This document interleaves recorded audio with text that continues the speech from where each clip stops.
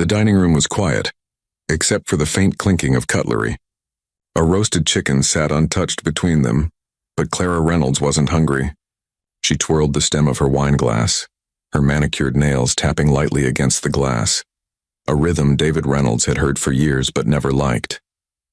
It meant she was hiding something. David, 36, a steady architect with calm brown eyes, studied her face from across the table.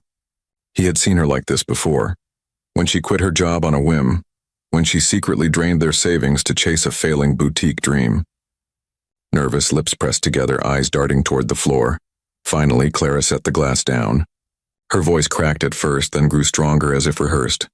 "David, I need something from you." He raised an eyebrow, leaning back in his chair. "What now, Clara?" She swallowed hard, then blurted it out like ripping off a bandage. "Just one night. With my dream man. One night, that's all. Then I'll come back. Stronger. Better. For us." The silence that followed was louder than any explosion. David's fork clinked against his plate. His jaw tightened, but his face betrayed nothing else. He just looked at her, letting the weight of her words hang in the air. Clara pushed on nervously, mistaking his silence for weakness. "I've thought about this for years. Eric Walters was the man I should have married. He's everything I wanted. This would give me closure. Please, David, don't look at me like that. It's just one night." Her voice wavered on please, but her eyes glistened with a dangerous mix of desire and entitlement. David finally leaned forward, folding his hands slowly. His voice was calm, almost too calm. "One night, huh?" Clara nodded quickly, as if relieved he wasn't shouting. "Yes, just one night." For a moment his lips curled into the faintest smile. He said softly, "Okay." Clara blinked, stunned. You mean it?" He nodded. "One night. Just one, if that's what you want." She released a nervous laugh, her relief flooding the room. She reached for her fork, finally taking a bite of food as if her appetite had returned. But David didn't eat. He just watched her. And as he watched, something shifted inside him. Behind his calm eyes, gears turned. Plans began to form. Clara mistook his silence as surrender, but David wasn't surrendering. He was calculating, and in that quiet calculation lay the destruction of everything Clara thought she controlled. The next evening, Clara stood in front of the mirror, her fingers trembling as she applied red lipstick. Her reflection stared back at her. 33 years old, married for 7, yet suddenly feeling like a teenager sneaking out for forbidden love. She adjusted her dress, too tight for dinner at home, but perfect for the fantasy she was chasing.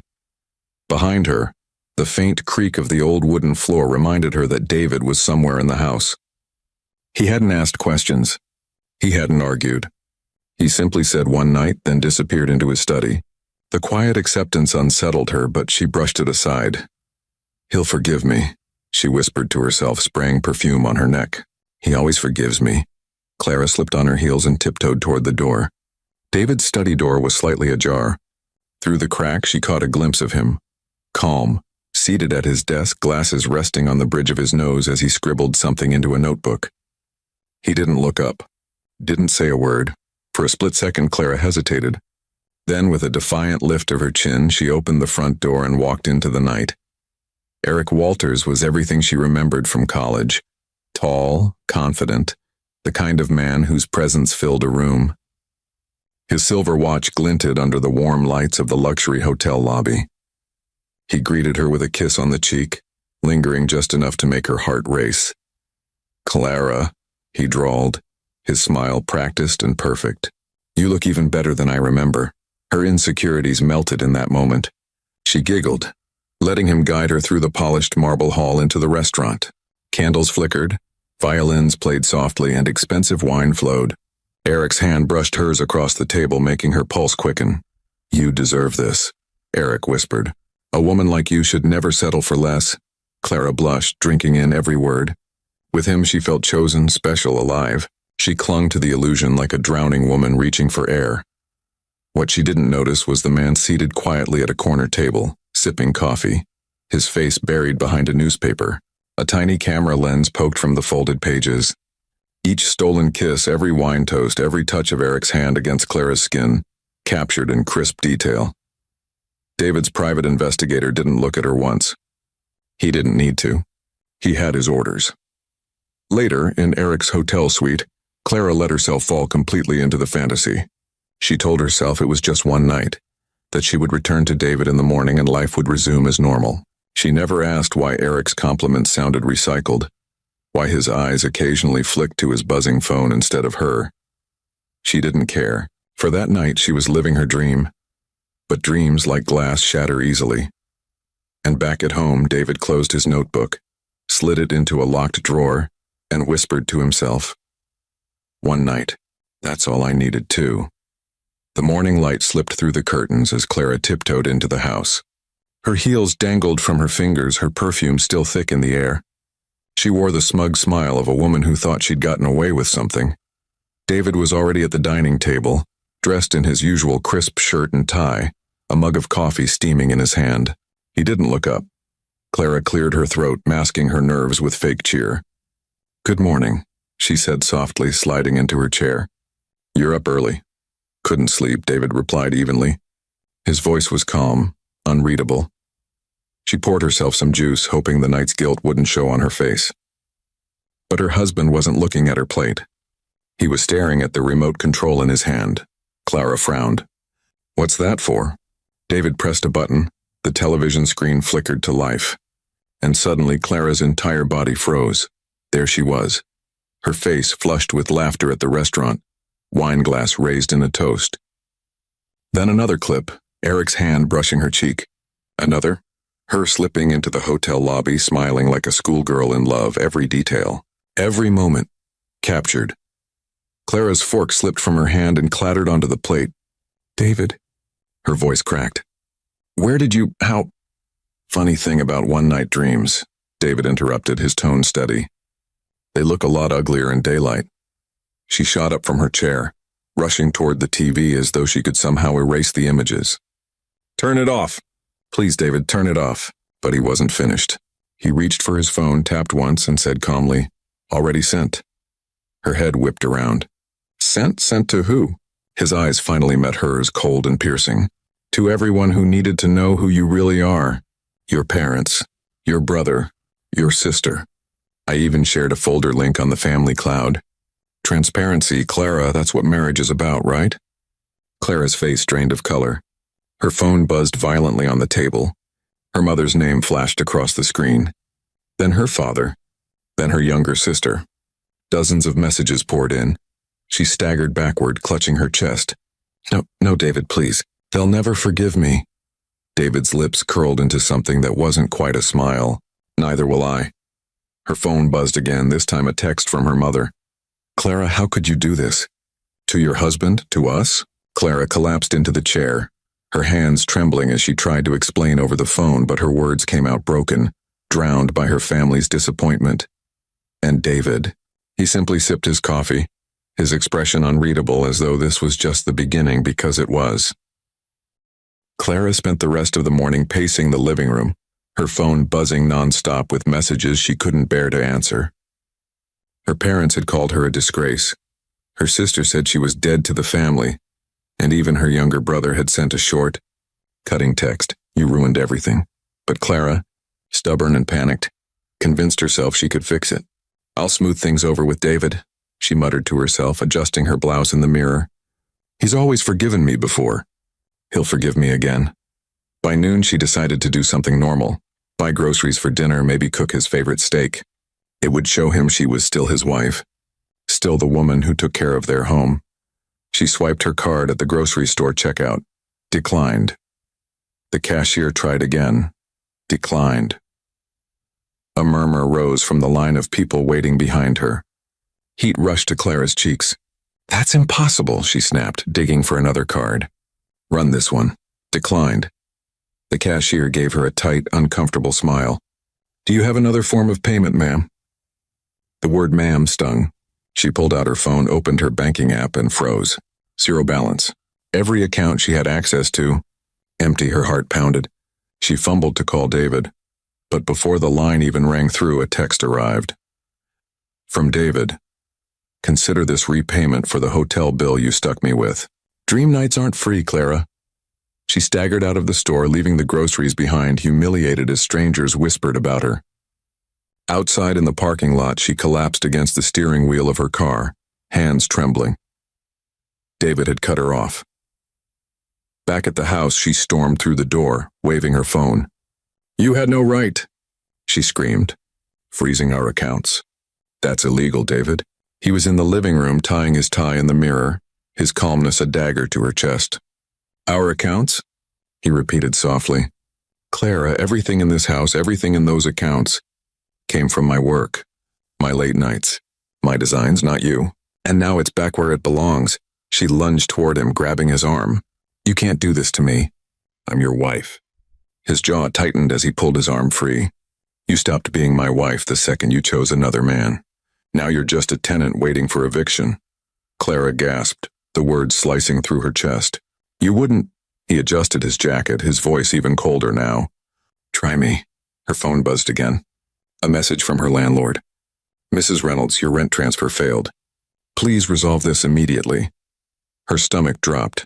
The financial rug had been pulled out from under her, and David hadn't even raised his voice. By Monday morning, Clara convinced herself things couldn't get worse. "Money comes and goes," she muttered as she painted her lips in the mirror. "David is just lashing out. He'll calm down once I go to work and focus on my career." She buttoned up her navy blazer, slipped on her heels, and strode out the door like a woman in control. But as she entered her office building, her co-workers' whispers sliced into her like knives. "Did you see the video? Her own husband posted it. Unbelievable. She destroyed her whole family for one night." Clara's heart pounded. She forced a smile, walked faster toward her office, but she couldn't ignore the stares. Some pitiful, some disgusted, all unforgiving. Her secretary avoided eye contact. Mr. Harris wants to see you in his office," she mumbled. Clara's stomach dropped. She walked down the corridor, every pair of eyes burning into her. Inside, her boss sat stiffly behind his desk, his lips pressed into a thin line.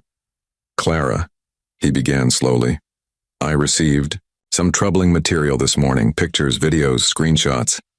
She felt the blood drain from her face. "Sir, those are private." "They're not private anymore," he cut in sharply. "Your behavior reflects on this firm. Clients talk, and they're already talking. Do you understand?" Clara opened her mouth, but no words came. Her boss sighed, sliding a folder across the desk. "Take a leave of absence. Effective immediately. We'll revisit your position later." Tears blurred her vision as she staggered out of the office. She barely made it to the stairwell before collapsing on the steps, pressing a hand against her chest to quiet the panic clawing its way out. She pulled out her phone, scrolling through her messages, and there it was, an email from David. Short, cruel, precise. "Dream men are expensive, Clara. Let's see if yours can pay your bills." Her hands shook so hard she nearly dropped the phone. Humiliation at the grocery store was one thing. But this was her career, her reputation, her entire social standing ripped away overnight. That evening, Clara confronted David as he came through the door, briefcase in hand. "You're destroying me!" she cried. "My family hates me. I lost my job. You want me dead, is that it?" David placed his briefcase down, removed his jacket, and looked her dead in the eye. "No, I want you alive. Alive to feel the weight of everything you traded for one night." Clara collapsed into the couch, sobbing into her hands. But David didn't flinch. He walked past her, calm as ever, heading to his study. Because to him, this wasn't the end, this was only strike 3. Clara couldn't sleep that night. Every time she closed her eyes, she saw the whispers in her office, the disappointment in her father's voice, the smirk on David's lips. She tossed and turned, gripping her pillow until dawn painted the sky gray. By morning, she made a decision. If David wanted to cut her off, fine. She'd prove she didn't need him. She had Eric, her dream man, the one who made her feel alive. Surely he'd protect her now. Surely he'd claim her. She slipped into a fitted dress and took a cab across town to Eric Walter's mansion. The gates opened, sleek and modern, revealing polished marble steps and a fountain glittering in the sunlight. Clara held her head high, rehearsing the words in her mind. "Eric, I chose you. Now choose me." The housekeeper eyed her skeptically but let her in. Clara strutted through the foyer, past chandeliers and grand paintings until she found Eric lounging on a leather sofa, sipping scotch in his robe. "Clara," he drawled, not even standing. "This is unexpected." She forced a bright smile. "I needed to see you." David's? He's cutting me off. But it doesn't matter because you and I... Eric held up a hand, chuckling dryly. You and I? Clara, sweetheart, last night was fun, but let's not get ahead of ourselves. Her stomach flipped. Fun? Eric, I gave up everything for you. My marriage. My family, my job. I chose you. Eric leaned back, his smirk sharp as a blade. You didn't choose me. You chose a fantasy. I never promised forever. I promised one night. And you got it, her throat tightened, but you said I deserved better. Better doesn't mean me, he interrupted coldly. He poured another glass of scotch, his eyes already drifting toward the staircase as a young woman in a silk robe descended, yawning. She kissed Eric on the cheek, completely ignoring Clara's presence. Clara's chest caved in. Her dream man, her fantasy, was already with someone else. Eric glanced back at her, his voice dripping with dismissal. Close the door on your way out. Clara stood frozen, her face burning with humiliation, tears threatening to spill. The housekeeper appeared behind her, gesturing toward the door. Miss, you need to leave. Stumbling out into the blinding daylight, Clara clutched her purse against her chest. The cab driver looked at her through the rearview mirror, pity flickering in his eyes, but she turned away, biting her lip to stop the sobs. In one night, she had lost her family's respect. In two, she had lost her career. And now, the man she risked everything for had tossed her aside like a cheap fling. As the cab sped away, Clara whispered to herself, broken but defiant, No, I won't let David win. I'll fight back. But in the quiet corners of her heart, she already knew she was losing a war she started. 3 days later, Clara was jolted awake by the sharp knock of a courier at the door. She stumbled to the entryway, hair disheveled, still in last night's clothes. The man in a navy blazer handed her a thick envelope, nodded politely, and left without a word. Clara tore it open, her hands trembling. Inside, divorce papers. She skimmed the lines in disbelief. Irreconcilable differences. Adultery supported by evidence. Petition for sole custody of minors. Her vision blurred. Custody? Her hand shook harder as she read on. Attached were high-resolution photos. Her hand in Eric's, her lips on his cheek, her walking into the hotel suite. Signed affidavits from David's private investigator. Dates, times, room numbers. Everything airtight. No, he wouldn't dare, she whispered, clutching the papers to her chest. The front door opened. David stepped inside, calm and sharp in his tailored suit, his briefcase in hand. He barely glanced at her before hanging up his coat. You're divorcing me? Clara's voice cracked, half rage, half desperation. David set the briefcase on the table, opened it, and pulled out another set of documents. He slid them toward her. You're not just losing me, Clara, you're losing the kids. I won't let them grow up thinking betrayal is love. Her knees nearly buckled. She gripped the edge of the couch to steady herself. You can't take them from me. I'm their mother. He looked her dead in the eye. You stopped being a mother the moment you chose yourself over this family. Tears spilled down her cheeks. David, please. I'll fix this. I'll go to counseling. He cut her off, his voice low and steady. Counseling doesn't erase what you did. It doesn't erase the pictures, the witnesses, the hotel receipts. I didn't build this case overnight, Clara. I've been preparing. And now? The law is on my side. Clara's phone buzzed in her hand. A notification from her email. Court date scheduled. Temporary custody hearing. Reynolds vs. Reynolds. She stared at the screen, then back at her husband. You planned this. From the second I told you about Eric, you planned this. David's jaw tightened, his eyes cold but controlled. You told me you wanted one night. I gave it to you, but I also took one night to make sure you'd never hurt me again. Clara dropped onto the couch, the papers crumpled in her fists. Her sobs filled the room, but David didn't flinch. He simply gathered his things, walked to the door, and said quietly, "See you in court."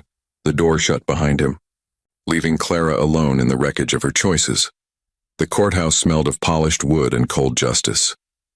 Clara sat stiffly at the plaintiff's table, her lawyer whispering frantic reassurances into her ear. Her hands trembled as she smoothed her skirt. Her stomach knotted tight.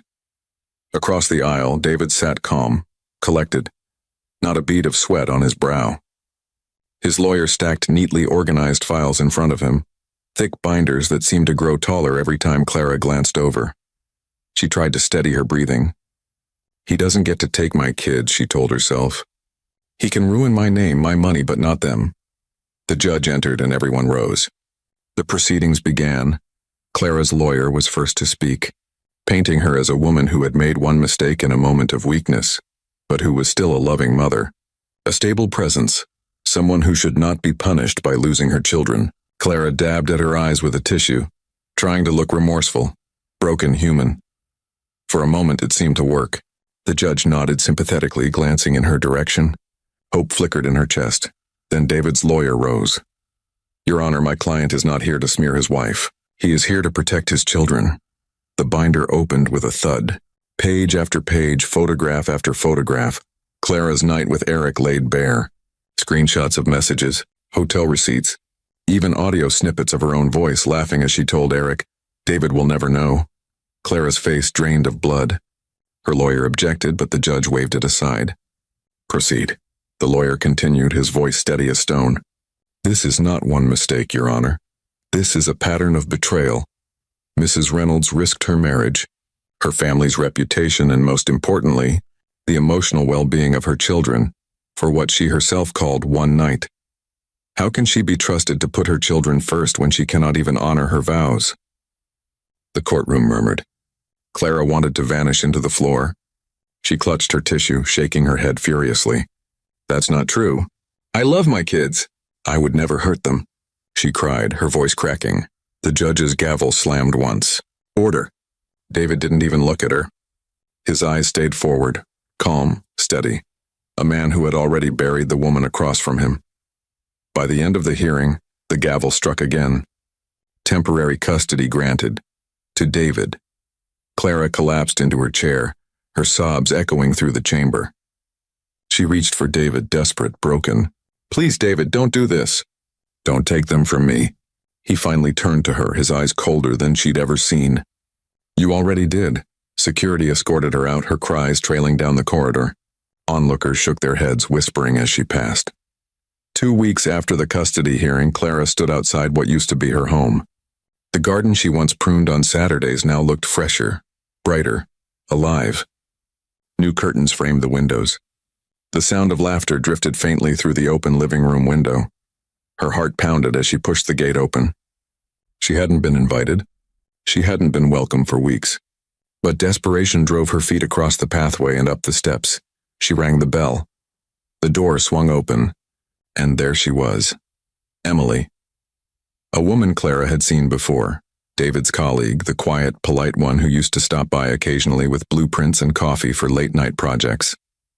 Emily now stood in the doorway, apron tied neatly around her waist, flour dusting her fingertips. Behind her, the smell of fresh cookies wafted from the kitchen.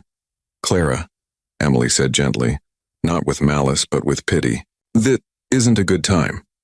Clara's eyes darted past her shoulder. David was in the living room, laughing as he lifted their youngest son into the air, the boy squealing with joy. Their daughter sat curled up against Emily on the couch reading a picture book. It was a scene Clara used to own. Now it was playing out without her. Her voice broke. You let her in my house? David finally turned, still holding their son. His face was calm, steady, and unflinching. This isn't your house anymore, Clara, it's mine. And they need someone stable. Someone who doesn't throw away their family for a night. Tears blurred Clara's eyes. She gripped the doorframe, her voice trembling. I can change. David, please. I made a mistake.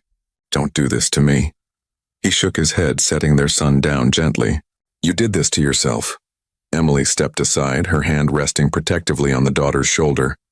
The children looked at Clara with confusion, not rushing to her arms, not crying out for her. They stayed where they were, safe, content, untouched by the chaos that had consumed their mother. Clara staggered backward, the reality cutting through her like glass. She hadn't just lost her husband. She hadn't just lost her money, her reputation, or her children. She had been replaced. The woman she dismissed as invisible now stood in her shoes, baking cookies, reading stories, holding the family together. David closed the door softly, his final words muffled but clear through the wood. You wanted one night. I built a new life. Clara collapsed on the porch, her sobs racking her body. Neighbors peeked from across the street, shaking their heads. But no one came to help, because in everyone's eyes, Clara Reynolds had already written her own ending. Rain slicked the streets as Clara stood outside David's office building, her dress clinging to her skin. She hadn't slept in days. Dark circles hollowed her eyes. Her hair was unkempt, her once polished nails chipped and broken. The woman who once carried herself like a queen now looked like a beggar clinging to scraps. Inside the warm, glass-walled lobby, David was a picture of control. He walked out of the elevator in a tailored suit, papers in hand, his new life unfolding seamlessly. His staff greeted him with respect.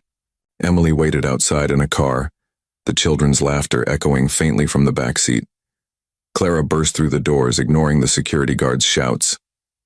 She ran across the marble floor, her heels slipping, her voice raw. "David, please! Don't leave me like this. I'll change. I'll do anything." He stopped mid-stride. For the first time in weeks, he looked at her fully. The sight of her, drenched, desperate, unraveling, twisted something in his chest. But it wasn't pity. It was finality.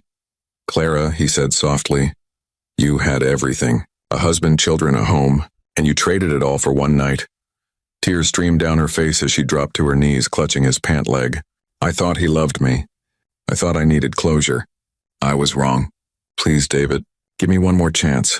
Security closed in, but David raised a hand. He crouched slightly, his voice low enough only she could hear. "One more chance?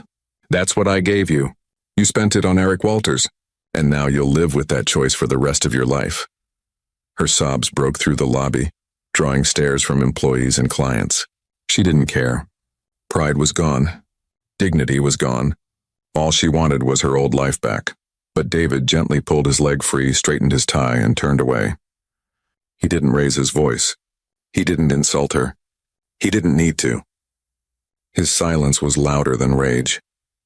The guards lifted Clara to her feet and escorted her outside. She fought against their grip, screaming his name. But the sound of the car door shutting behind Emily drowned her out. Through the rain-streaked glass, Clara watched David slide into the car, Emily smiling softly beside him, the children's little hands waving from the back seat. The car pulled away, taillights glowing red as it disappeared into the city. Clara collapsed on the wet pavement, her sobs mixing with the storm. Her phone buzzed weakly in her purse, but she didn't look. She didn't need to. She already knew what it was. Another bill. Another reminder of the life she no longer had. Her last words were barely audible, swallowed by the rain. It was just one night. But one night had cost her everything. Sometimes the biggest betrayal isn't the night you spend with someone else.